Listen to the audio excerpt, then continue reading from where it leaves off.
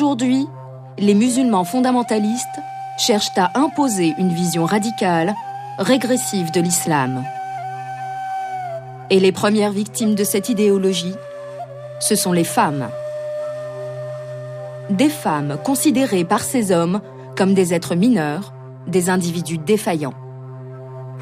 Et je suis révoltée par les crimes réels qu'on commet au nom de l'islam, mais aussi par les crimes symboliques qu'on commet au nom de l'islam, en disant il y a quelqu'un qui est la cause de tous les problèmes, c'est le diable, incarné en femme, ou la femme qui porte en elle un peu de diabolique.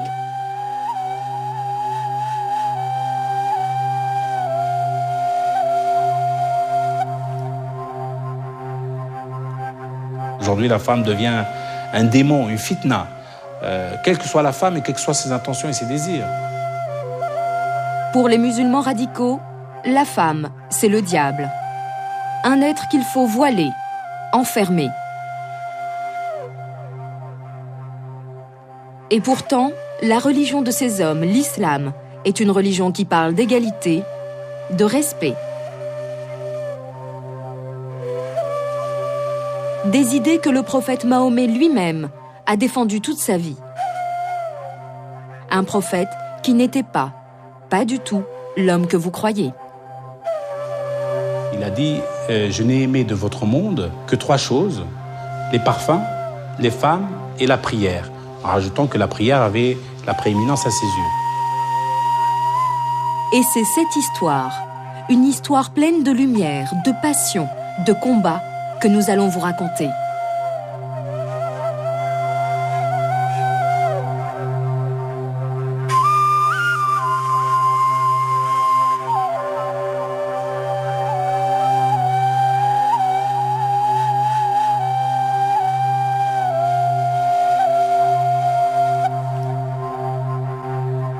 Nous allons, nous, musulmans, vous raconter cette histoire comme vous ne l'avez jamais entendue, en donnant la parole à ces femmes et ces hommes qui étudient la vie du prophète et le Coran. Écoutez-les, ils vont vous surprendre. Retour 14 siècles en arrière pour rencontrer un homme au cœur tendre.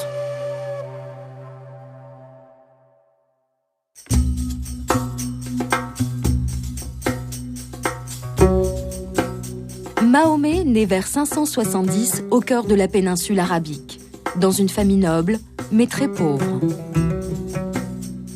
Mahomet est orphelin, il ne connaîtra jamais son père, et sa mère meurt alors qu'il n'a que 6 ans. Enfant, il s'occupe des quelques chèvres qui appartiennent à la tribu. À l'adolescence, il apprend le métier de caravanier.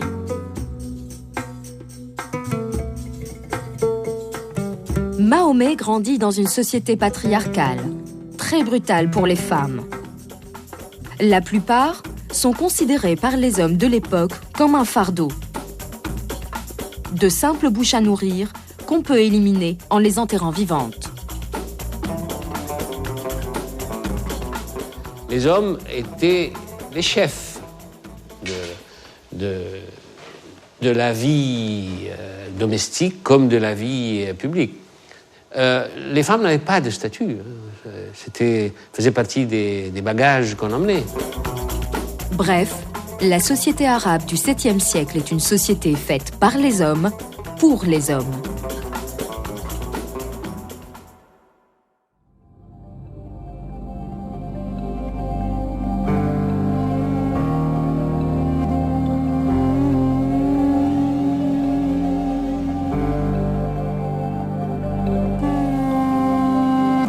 Certaines femmes, pourtant, sont privilégiées. Ce sont les femmes nobles de la Mecque.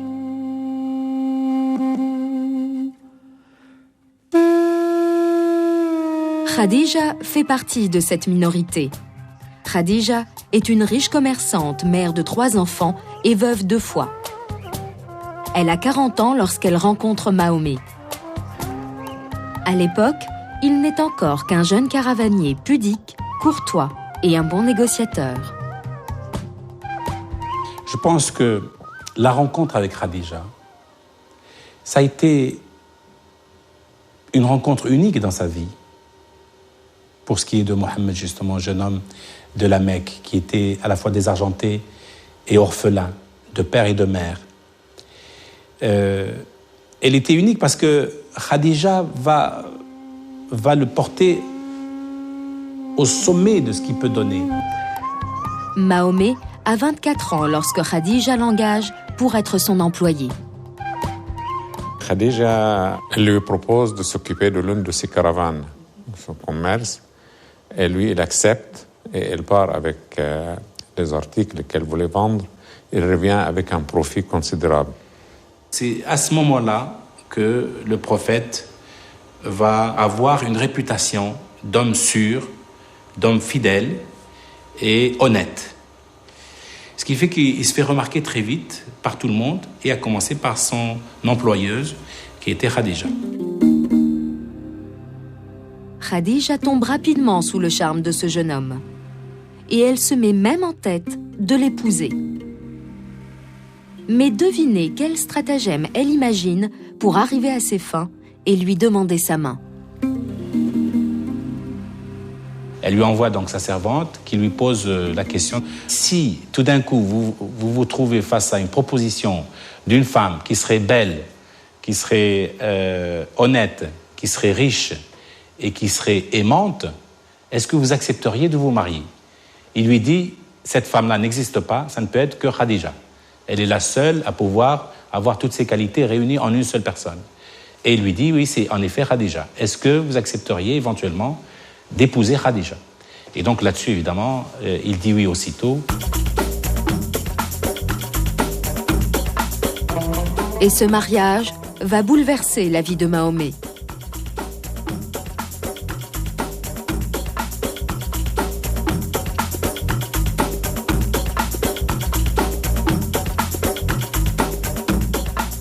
Il ne faut pas oublier que le prophète était un simple berger. C'est Khadija qui était la grande commerçante, qui avait de l'argent. C'est elle qui avait le capital. C'est elle qui avait le pouvoir.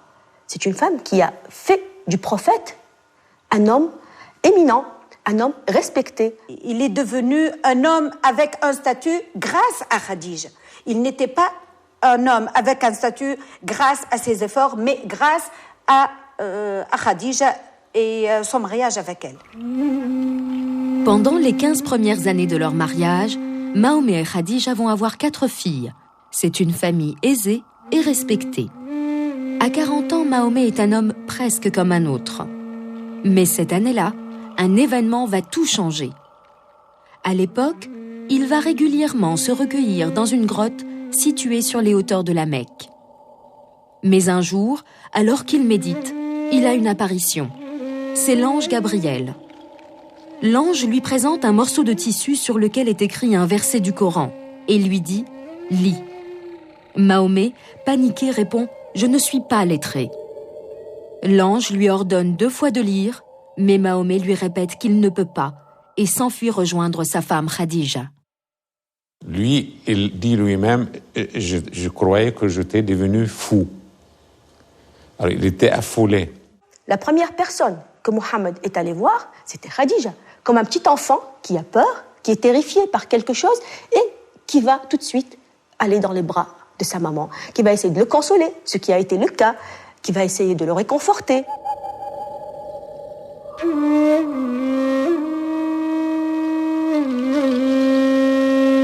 C'est avec Khadija qu'il a appris à faire la prière. C'est-à-dire Gabriel lui a indiqué comment faire la prière et lui, il a pratiqué avec Khadija. C'était la première personne. Le premier musulman numérique, si je puis dire, au sommet de la liste, c'est une musulmane, c'est Khadija. C'est un symbole très fort. C'est que le prophète reçoit la révélation, il la transmet à une femme. Le premier musulman est donc une femme.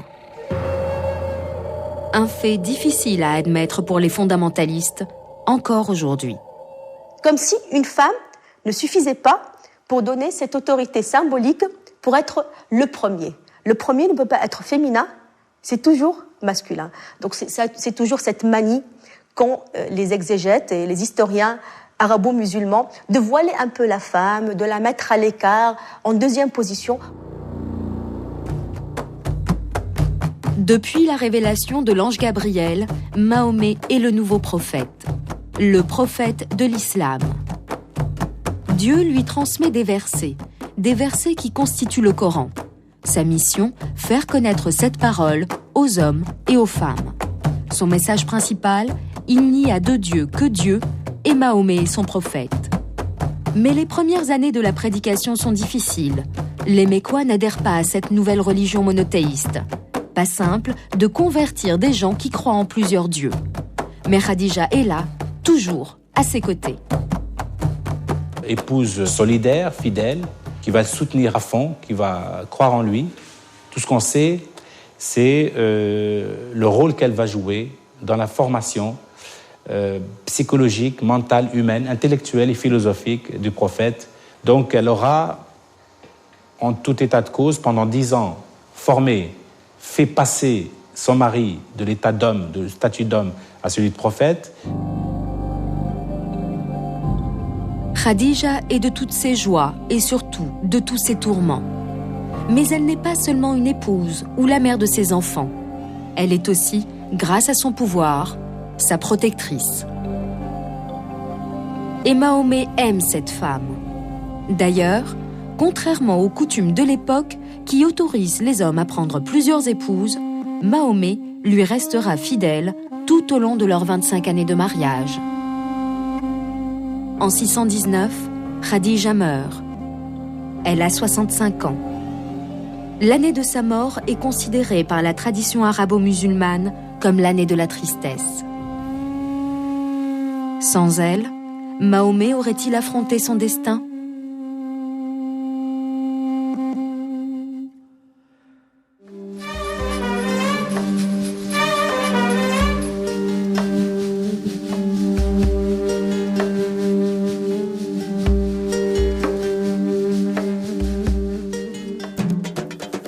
À la mort de Khadija, tout va changer. Politiquement d'abord, Mahomet n'a plus de protecteur. Les Mécois ne veulent pas de lui ni de sa religion. Ils vont même le harceler et le pousser à l'exil. Alors, accompagné de ses filles, Mahomet quitte la Mecque pour Médine.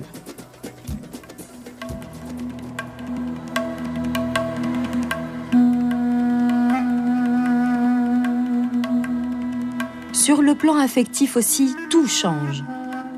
Mahomet a 50 ans et une nouvelle vie commence.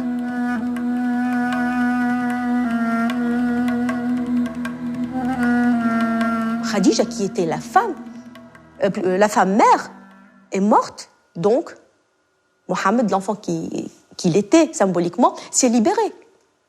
S'est libéré de la mère. Et là, il pouvait vraiment vivre comme il l'entendait, comme il le voulait. Il n'avait plus de contraintes, il n'avait plus ce poids. Après 25 ans de monogamie, Mahomet devient, comme c'est la règle à l'époque, polygame. Il regarde les femmes qui l'entourent et en épouse 2. La première a pour mission principale l'éducation de ses filles. La seconde, celle qui marquera le prophète, s'appelle Aïcha. Avec elle, il découvre la passion. Beaucoup d'historiens disent qu'elle était l'amour de Mohammed. Elle aussi, elle dit qu'elle était la seule vierge que Mohammed a connue. Elle est mutine, elle est joyeuse, elle est joueuse et elle lui tournait la tête.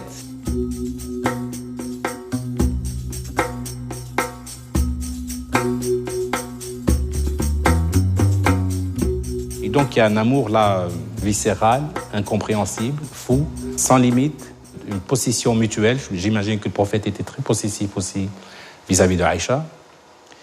Et donc il y a une sorte de voracité.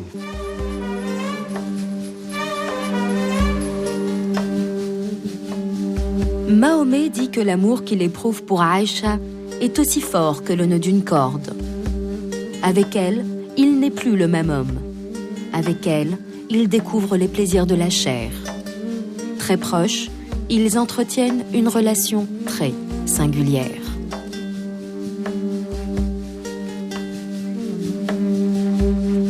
Mohammed ne trouvait pas de problème quand il faisait la prière, alors que Aïcha était dans son bourd, c'est-à-dire en train de l'embrasser, on peut comprendre. C'est-à-dire, rien ne séparait Mohammed de Aïcha. Aïcha se vantait de ça en disant que le prophète avait reçu la révélation quand ils étaient tous les deux ensemble sous la couverture.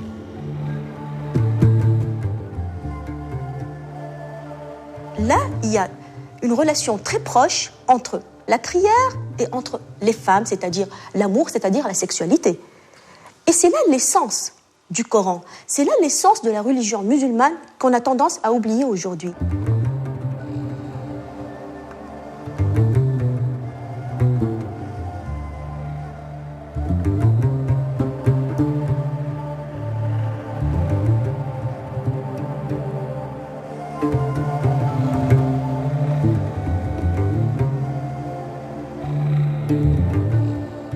Le prophète a beaucoup parlé de sexe au sens, non pas comme certaines caricatures le présentent au sens du plaisir masculin, bien que ça l'intéressait aussi, hein, mais il a surtout parlé du plaisir féminin.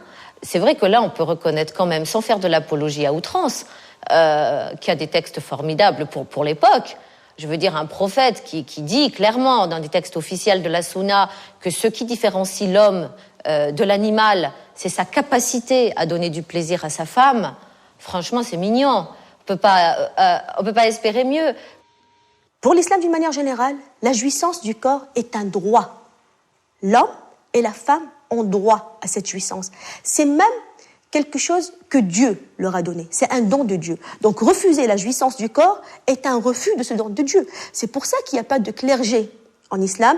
Il n'y a pas d'hommes ou de femmes qui font vœu d'abstinence. La seule limite prescrite par la loi musulmane, par la charia, c'est que quand il y a un couple légitime qui sont dans une activité, qui sont entre eux dans l'intimité, qui ont une relation intime entre eux, physique, eh bien, il n'y a aucune limite, sauf la violence. Il ne faut pas contraindre le partenaire ou l'obliger à faire quelque chose qu'il n'aime pas ou qu'il n'a pas envie de faire.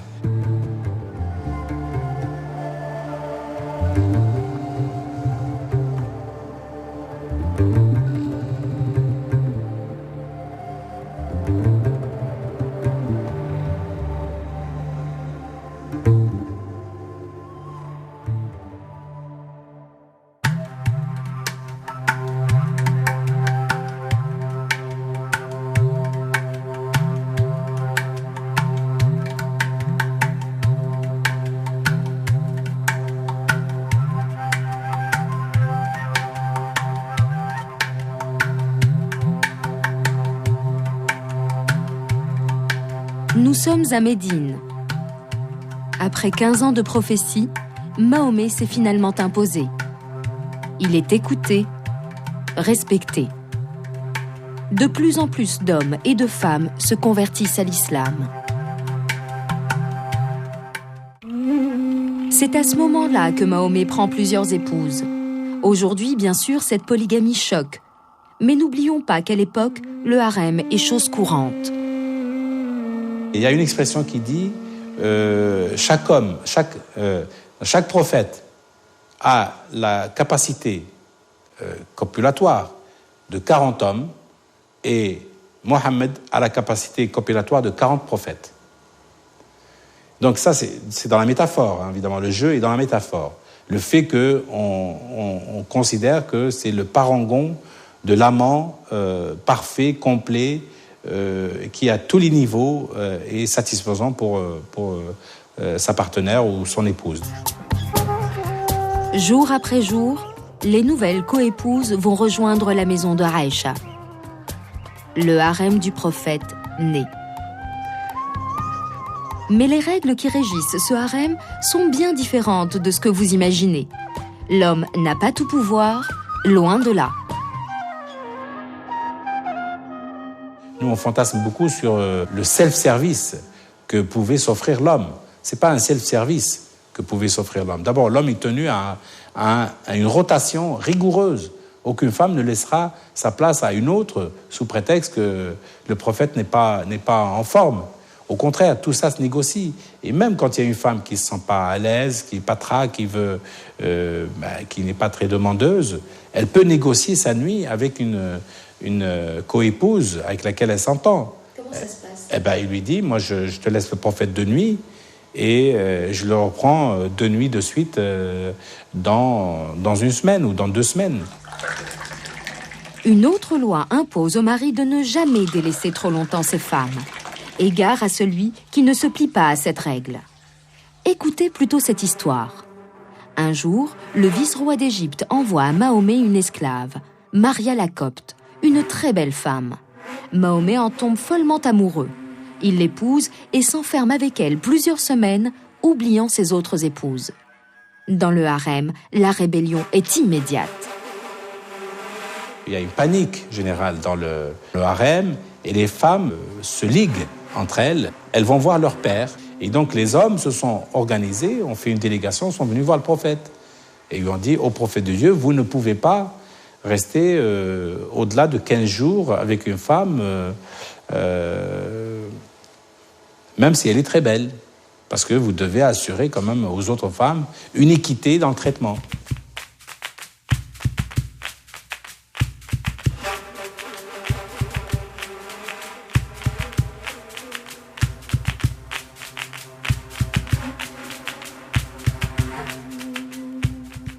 C'est que les femmes ne sont pas des esclaves. C'est que les femmes ne sont pas soumises, même au prophète. La maison du prophète est un lieu de vie avec ses éclats de voix. Les épouses s'affirment, parlent haut et fort.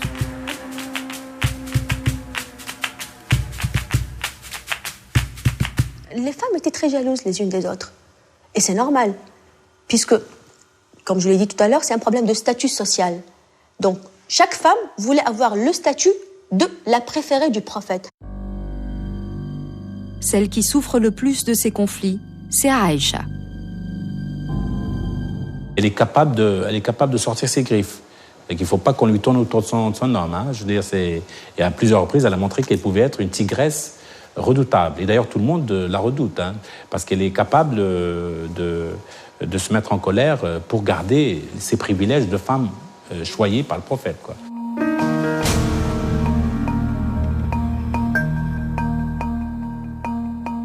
Ce qu'on retient des exégètes et des livres des historiens, c'est que Aïcha n'était pas satisfaite du tout, n'était pas une femme heureuse, elle était tout le temps en colère, elle était tout le temps malheureuse, et Mohammed cherchait, avec des moyens de bord modestes, de la satisfaire. Pas facile pour Aïcha de partager son mari avec plusieurs femmes. Pas facile non plus pour Mahomet de gérer les conflits entre ses différentes épouses. Alors, hasard ou pas, le prophète va à cette époque recevoir de Dieu une révélation concernant le mariage. Une parole sacrée qui limite la polygamie. Dieu dit « L'homme a le droit d'épouser au maximum 4 femmes. Il doit restreindre son harem à 4 femmes. » Ce texte est une véritable révolution. D'autant que Dieu précise dans ce verset que le mari se doit d'être juste et équitable envers ses épouses. Et il ajoute « Si vous ne pouvez pas être juste à l'égard de vos 4 femmes, renoncez-y, renoncez à la polygamie et contentez-vous d'une seule. » Et il ajoute, ce verset-là, « Vous ne pouvez pas, Dieu sait que vous ne pouvez pas être juste. » Dieu lui-même, juge suprême, rationalité absolue, nous dit « Non, vous ne pouvez pas être juste. » Donc en fait, qu'est-ce que Dieu voulait ? Il voulait amener les hommes à comprendre qu'au fond, il fallait la monogamie. Mais il ne pouvait pas d'un coup d'un seul leur dire « Ah, vous passez de je ne sais pas combien de femmes, un peu comme ça, à une. » Donc, il a fait des étapes pédagogiques pour leur faire comprendre par des moyens détournés, avec la communication arabe, l'époque où on tourne comme ça, que bon, tu comprends, tu peux pas être juste, et puis tu vois, regarde, le prophète, qu'est-ce qu'il dit, tout ça. Bon, il a un peu surestimé les hommes, hein, parce que 13 siècles plus tard, ils n'ont toujours pas compris le message, mais bon.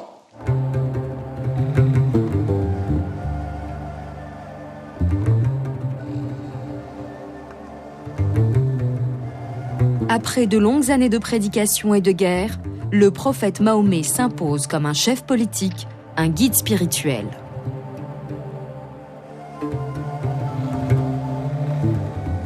Il crée la nation islamique. Mahomet est le prophète de tous les musulmans et surtout de toutes les musulmanes.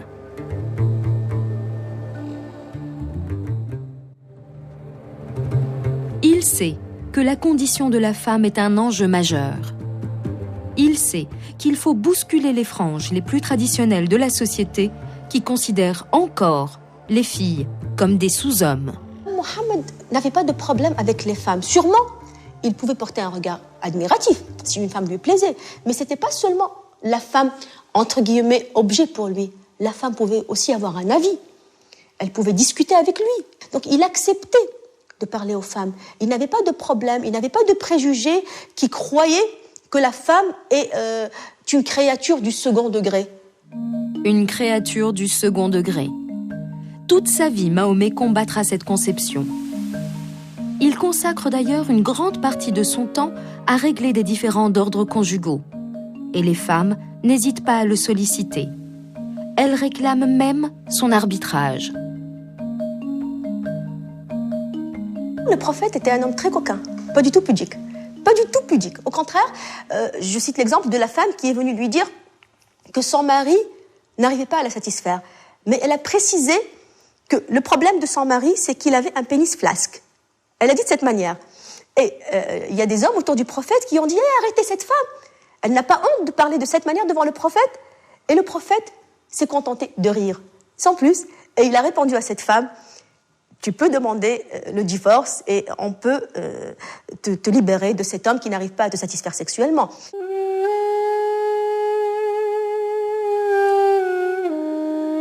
Au quotidien, son comportement est donc protecteur et tolérant. Mais il ne s'arrête pas là. Mahomet va changer le statut des femmes. Il va interdire certaines coutumes ancestrales, en premier lieu, le meurtre des petites filles.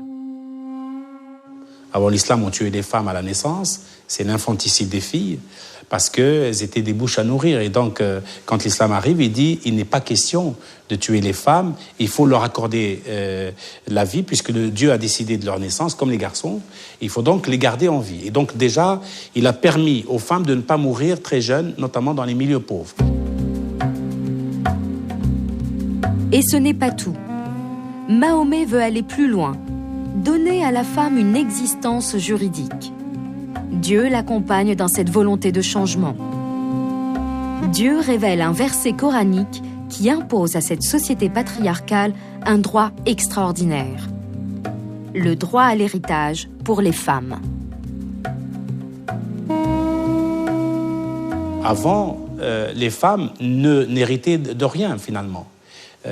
Et sans compter que parfois, elles étaient elles-mêmes l'héritage. C'est-à-dire qu'on les transmettait pratiquement comme des biens. Et donc, il a donné un droit à la femme à l'héritage, y compris elle-même qui peut dispenser une part de son gain, de ses biens, pour quelqu'un d'autre. Donc, elle a vocation, si vous voulez, de manière notariale, si je puis dire, à transmettre elle-même des biens à d'autres. Donc, vous voyez un changement radical du statut de la femme. C'est donc un énorme saut dans la conscience de la dignité de chaque femme. Ça, c'est un point tout à fait essentiel. Mahomet ordonne aussi aux maris de mieux traiter leurs épouses. La brutalité et la violence des hommes étaient en effet non seulement courantes, mais admises. Le prophète, lui, rejette ce modèle. L'homme était très ouvert et très tolérant. Par exemple, le prophète n'a jamais frappé aucune de ses épouses. Jamais. Et il l'a dit dans un hadith, un homme bien ne frappe jamais sa femme. Une femme est allée voir Mohammed et lui a dit « Mon mari m'a frappé, m'a giflé. » Et Mohammed a dit « Bon, frappe-le, gifle-le. » C'est comme ça qu'il faut faire. Alors, le mari a dit « Comment ? Elle va me gifler, et en plus devant tout le monde, et je serai humilié. » Un prophète qui prend le parti de l'épouse. Un prophète qui protège la femme. Des vérités historiques essentielles à rappeler aujourd'hui. Aujourd'hui, où les fondamentalistes cherchent à instrumentaliser Mahomet et à faire dire au Coran ce qu'il ne dit pas.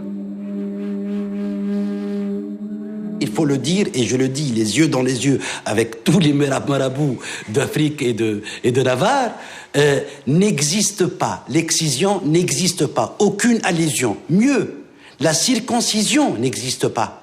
C'était un fait anthropologique que l'islam a gardé, que la sunna, que la tradition a gardé. Elle n'est pas dans le texte.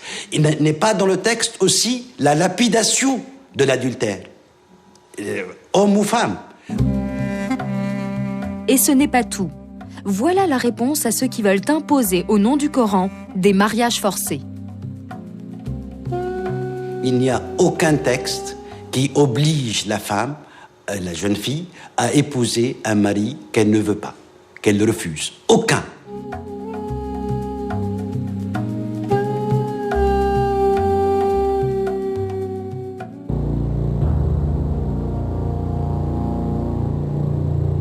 Interdiction du meurtre des petites filles, droit à l'héritage, affirmation de l'égalité entre le musulman et la musulmane devant Dieu.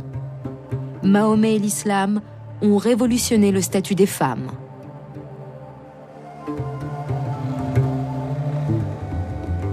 Mais pas question pour autant de masquer les zones d'ombre.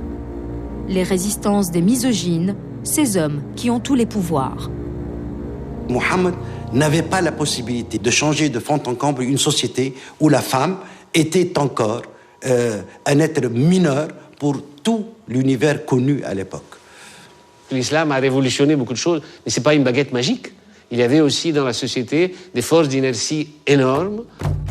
Autour du prophète, certains hommes n'acceptent pas les nouveaux droits accordés aux femmes, et en particulier Omar, un proche compagnon de Mahomet.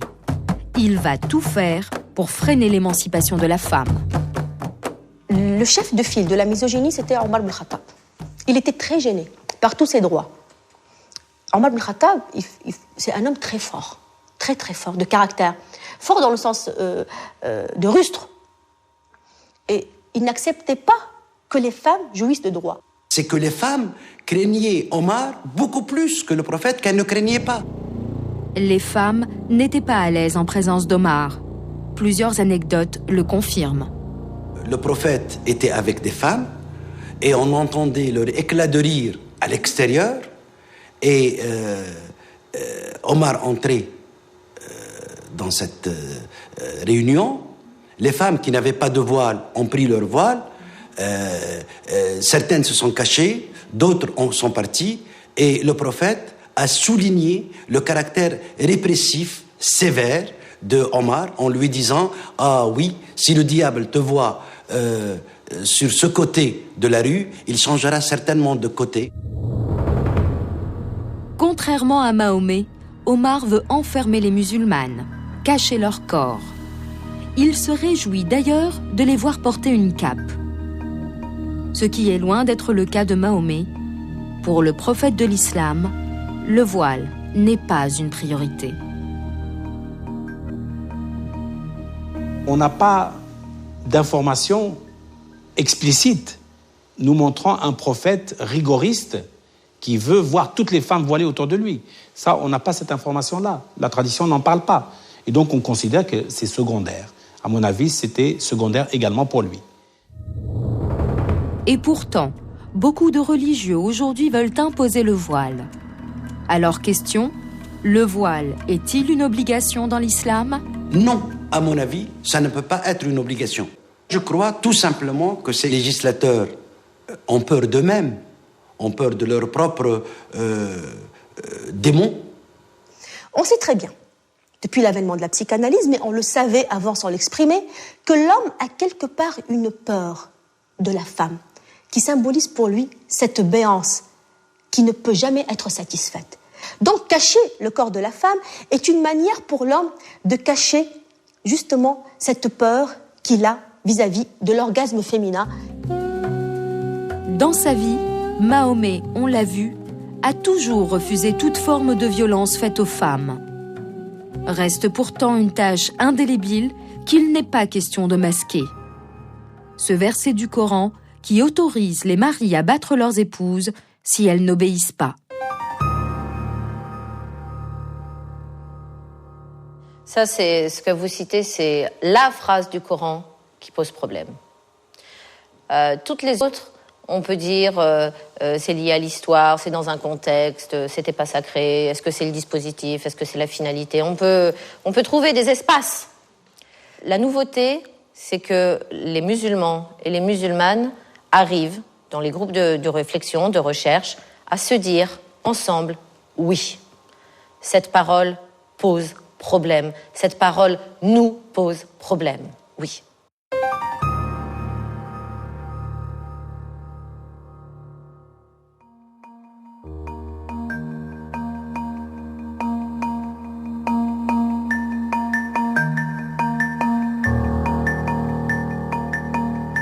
Jusqu'à la fin de sa vie, Mahomet restera hanté par cette question des femmes. Malgré ses victoires religieuses et politiques, le vieil homme est inquiet.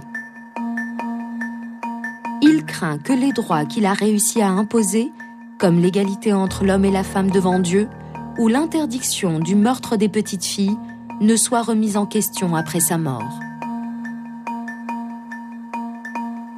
Rien que dans le dernier discours qu'il a fait à la Mecque, ça s'appelle le discours de l'adieu d'ailleurs, il a réitéré l'interdiction du meurtre et il a recommandé que cette société du 7e siècle, où la femme avait encore beaucoup de choses à conquérir, beaucoup de droits à conquérir, il leur disait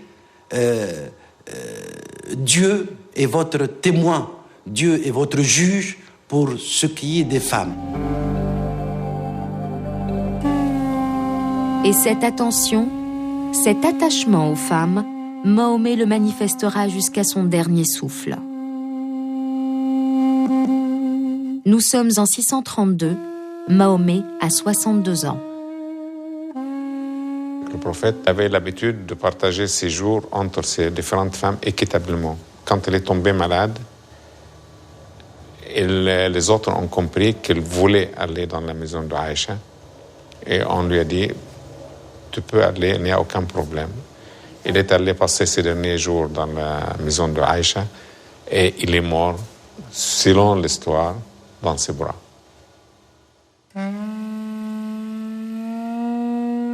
Le prophète Mahomet, le chef de la nation musulmane, choisit de passer ses derniers instants seul avec son épouse Aïcha. Tout un symbole.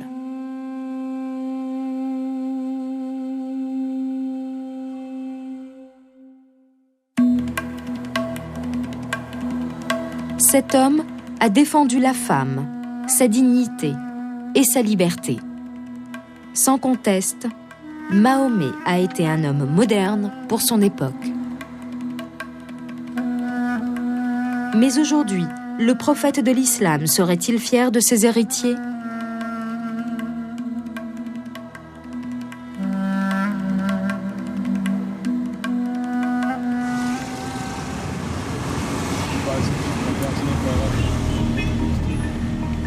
Aujourd'hui, plus d'1 milliard de musulmans pratiquent un islam ouvert et tolérant. Mais une minorité, les musulmans intégristes, s'emparent de cette religion et cherchent à imposer une lecture qui n'a rien à voir avec la vérité du prophète. Je crois que si on apprenait à nos jeunes la vie du prophète et son comportement avec les femmes, et si les hommes musulmans aujourd'hui essaient de ressembler un peu au prophète en ce qui concerne sa relation aux femmes, comme ils essaient de lui ressembler apparemment en ce qui concerne le port du barbe ou une certaine manière de s'habiller, je suis sûre que le statut de la femme musulmane serait peut-être l'un des meilleurs dans le monde. Et si la lumière devait venir d'une relecture de notre histoire ? Et si le prophète était aujourd'hui le meilleur allié des musulmanes ? On demande à ces jeunes filles, quelle est la parole du prophète la plus importante pour toi ? eh bien, elles vont vous citer « La recherche du savoir est une obligation pour tout musulman et toute musulmane ». Et du coup, elle se tourne vers papa et maman et elle dit « Mais qu'est-ce que tu me racontes? Que je dois me marier très vite? Mais tu dis n'importe quoi. Mais au contraire, pour être une bonne musulmane, je dois avoir bac plus 5. »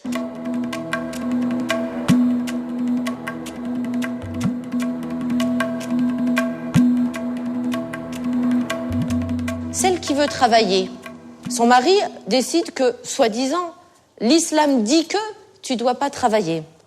Mais elle se réapproprie l'histoire et elles disent « Comment ça, je ne dois pas travailler ?» Mais tu oublies que le prophète a épousé sa propre patronne.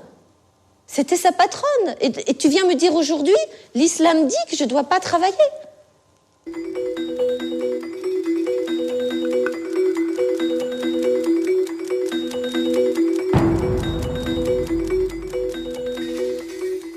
Jusque-là, ce sont les hommes qui ont fait parler l'islam pendant des siècles. Et ce qu'on peut dire en souriant, c'est que, vu ce que certains hommes en ont fait, voyons ce que les femmes peuvent en faire.